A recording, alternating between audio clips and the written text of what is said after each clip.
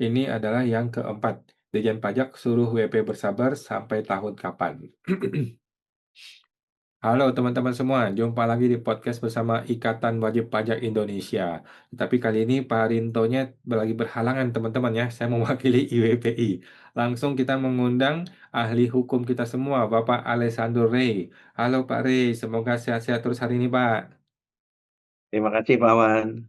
Baik, terima kasih Pak Rey. Nah, teman-teman, kali ini kita akan membahas mengenai ini kemarin kan si Purbaya, Pak Purbaya mengatakan bahwa sistem Cortex-nya ada yang nggak beres gitu lah ya, ada fraud, ada internal berbagai macam masalah. Kemudian ini Pak Bimo nih, Pak Bimo Dirjen Pajak ya, Direktur Jenderal Pajak tidak bisa berkata apa-apa. Dia nggak bisa mengatakan Purbaya salah, dia tidak bisa mengatakan Purbaya benar. Dia cuma minta tolong bersabar ya, tolong bersabar masyarakat Indonesia, kami akan perbaiki katanya ya. Luar biasa ya, seorang pejabat pemerintah minta kita bersabar ya. Ini kalau kita lagi diperiksa pajak, bisa nggak kita bilang bersabar Pak, bersabar ya. Jangan dulu diproses gitu. SKP jangan terlebih dulu Pak, bisa nggak bersabar gitu ya. Kalau kita dapat surat paksa, bisa nggak bilang, Pak, jangan jangan diblokir dulu rekeningnya, nanti ya, tunggu 5 tahun lagi baru diblokir nanti aja. Nah, nggak ada ampun teman-teman ya. Kalau kita lagi kena ketemu oknum pajak, tidak ada ampun. Tetapi ketika Cortex yang bermasalah, ketika DJP yang bermasalah, uang sudah keluar 1,4 miliar dan nggak tahu berapa miliar, 1,4 triliun ya, nggak tahu berapa triliun lagi yang keluar.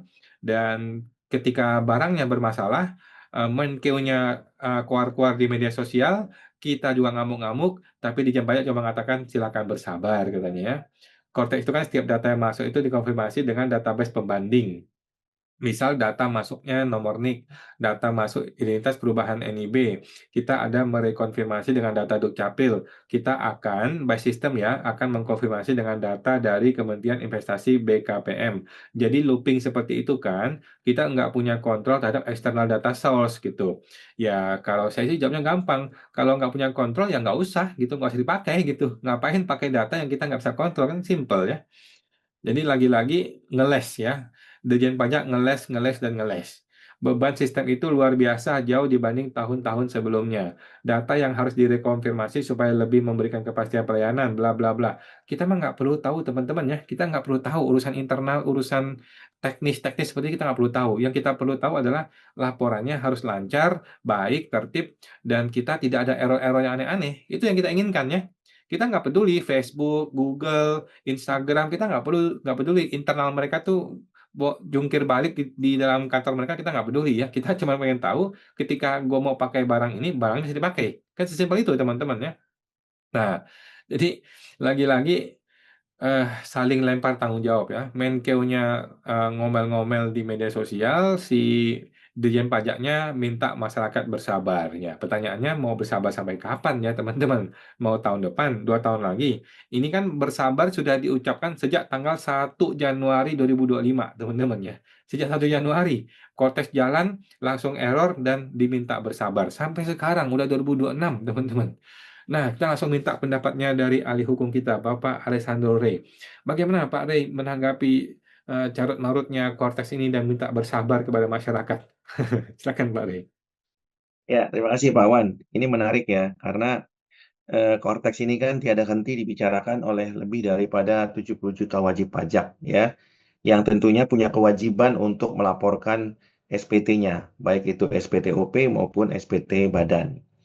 Nah, tentunya kalau kita bicara mengenai administrasi pemerintahan yang baik, tentu apa yang disampaikan oleh Pak Dirjen Pajak itu bukanlah merupakan suatu alasan pembenar, ya, bahwa Cortex itu bermasalah karena ada kaitannya dengan pihak lain, misalnya Dukcapil dan lain-lain.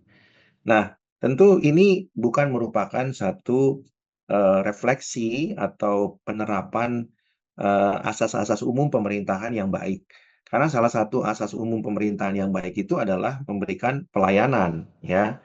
Nah, kita tahu ada 10 asas umum pemerintahan yang baik dan salah satunya adalah pelayanan yang baik, ya.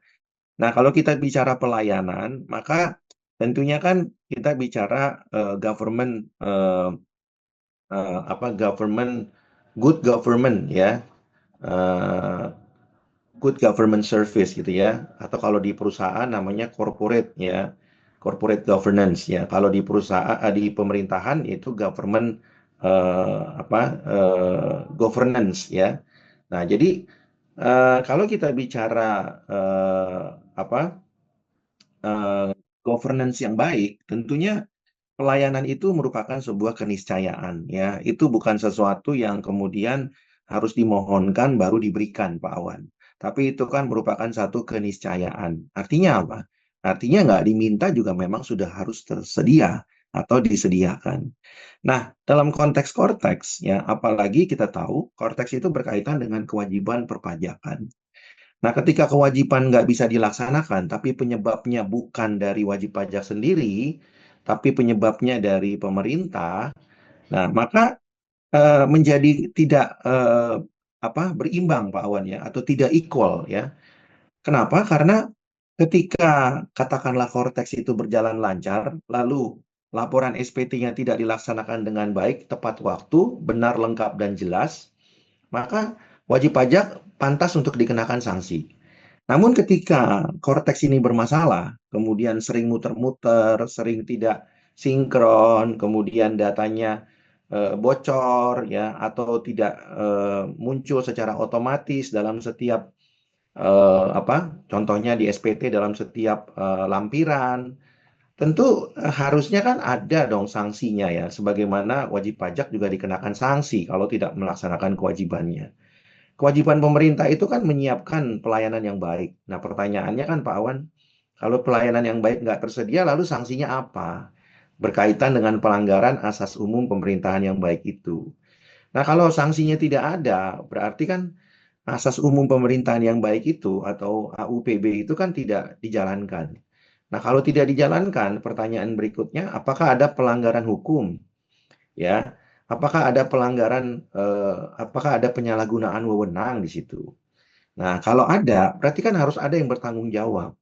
Nah, yang bertanggung jawab itu siapa, Pak Wan? Tentunya kan adalah pemerintah, dalam hal ini adalah misalnya Direktur Jenderal Pajak atau Menteri Keuangan ya, yang pada waktu itu terlibat dalam penunjukan vendor Cortex begitu ya.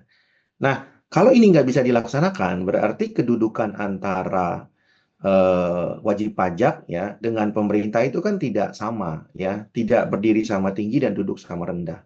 Tidak ada equality before the law begitu ya. Nah, sehingga dengan demikian menurut saya jawaban harus bersabar ini kan tidak menunda sanksi atau hukuman bagi pemerintah, Pak Awan. Ya, sabar itu kan artinya upaya untuk memohon supaya tidak dihukum. Karena kalau wajib pajak juga terlambat, dia pasti dihukum kan, Pak Awan. Hmm. Tapi kalau pemerintahnya juga tidak mampu memberikan layanan, harusnya kan ada hukuman supaya kedudukannya sama di mata hukum. Nah, Hmm. jadi dengan menyampaikan bersabar, sebenarnya pemerintah dalam keadaan khawatir atau takut, mungkin panik, supaya tidak dihukum. Tapi pertanyaannya, penundaan itu sampai berapa lama? Ya, itu kan tidak mungkin bisa dilakukan sampai 1 dekade ke depan, Pak Awan. Artinya kesabaran atau penundaan itu kan nggak mungkin kan ditunda sampai dengan 1 dekade ke depan, ya. Dan kenapa itu nggak mungkin? Karena memang setiap bulan dan setiap tahun WP pasti melaksanakan kewajibannya, ya, baik itu kewajiban masa maupun kewajiban tahunan. Jadi menurut saya penundaan ini adalah alasan yang tidak berdasarkan hukum. Ini merupakan upaya buying time saja untuk kemudian menunda-nunda dan upaya untuk lari dari tanggung jawab hukum gitu ya. Karena bagaimanapun juga sudah banyak pendapat atau ahli IT yang berpendapat bahwa Cortex itu memang tidak akan bisa sempurna. Pertanyaannya kalau nggak bisa sempurna, apakah masih perlu penundaan, Pak Awan? Kalau masih perlu penundaan sampai kapan gitu ya. Nah, jadi penundaan ini hanya menurut saya buying time saja, tapi menurut saya Cortex tetap tidak akan bisa sempurna. Dan kalau ini ditunda, berarti ini adalah pelanggaran dari asas umum pemerintahan yang baik. Dan kalau terjadi pelanggaran asas umum pemerintahan yang baik, ya berarti kan ada dugaan pelanggaran hukum. Dan kalau ada dugaan pelanggaran hukum, maka akan ada pihak yang harusnya bertanggung jawab, ya, supaya bisa ditindaklanjuti dan diberikan atau dilakukan solusi lebih baik ke depannya. Nah, jadi menurut saya bersabar itu sebenarnya bukan merupakan upaya yang bisa dilakukan oleh pemerintah, tapi secara konkretnya pemerintah harus berani mengambil tindakan tegas ya untuk bisa menentukan bisa apa tidak dilanjutkan. Kalau tidak berarti kemudian siapa yang harus bertanggung jawab dan apa yang harus dilakukan ke depannya. Begitu, Pak Wan. Oke, jadi memang agak kacau balau. Ini diduga adalah upaya untuk menunda-menunda waktu ya, untuk menunda-nunda supaya bisa lari dari tanggung jawab. Nah, ini bagaimana nih Pak? Ini kan sudah jelas pelanggaran AUPB. Terus masyarakat bisa apa Pak? Masyarakat bisa berbuat apa? Apakah semacam gugatan LCS seperti di Solo gitu atau bagaimana? Ya. Masyarakat bisa berbuat apa nih Pak supaya jangan ditunda lagi deh gitu. Ya, terima kasih Pak Wan. Ya, tentunya wajib pajak yang merasa dirugikan ya, yang kurang lebih jumlahnya 70 juta itu kan bisa melakukan upaya hukum ya, eh, apa class action begitu ya, atau legal apa namanya class lawsuit begitu ya. Jadi upaya hukum ya yang bisa dilakukan ya eh, secara bersama-sama oleh mereka-mereka yang merasa dizolimi atau dirugikan ya. Jadi class action itu bisa juga diajukan ya kepada mereka kepada eh, apa namanya pengadilan untuk bisa mendapatkan keadilan kalau memang ini tidak bisa kemudian diberikan solusi begitu ya.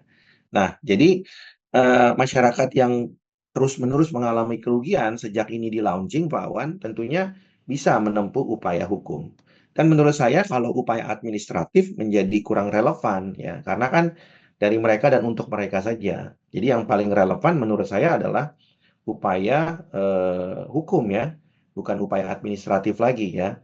Silakan menempuh upaya hukum ya, tentu ke peradilan agar supaya diberikan putusan yang seadil-adilnya kalau ternyata korteks ini tidak bisa dilakukan perbaikan gitu ya. Dan lagi-lagi di negara hukum itu adalah hal yang biasa Pak Awan ya. Nah, sehingga dengan demikian tentunya perlu keberanian dari wajib pajak Pak Awan ya, khususnya wajib pajak OP dan badan. Dan yang paling berdampak tentunya badan ya, karena yang paling banyak mengalami errornya Cortex begitu ya. Dan sekali lagi bagi WP-WP atau khususnya WP badan yang paling mengalami kerugian tidak perlu khawatir dan takut ya karena kan memang di negara hukum upaya hukum itu adalah hal yang sangat wajar dan biasa. Dan jangan khawatir kalau kemudian mengajukan class action ya yang dilakukan oleh WP badan kemudian mereka khawatir nantinya akan diobok-obok dalam bentuk SP2DK atau pemeriksaan begitu ya. Tapi yakinlah bahwa itu adalah upaya yang sangat wajar agar kemudian pemerintah bisa dengan tegas menentukan apakah Cortex bisa dilanjutkan atau kembali lagi ke DJP online atau memang ada Cortex-Cortex lain Pak Awan yang memang lebih baik begitu ya.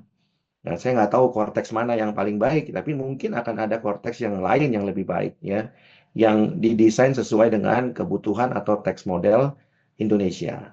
Begitu Pak Awan. Oke, baik, siap. Terima kasih Pak Ari ya. Semoga ini podcastnya didengarkan oleh Dirjen Pajak dan juga Menteri Keuangan Pak Purbaya. Terima kasih Pak Ari, kita jumpa lagi Pak di podcast berikutnya Pak. Terima kasih Pak.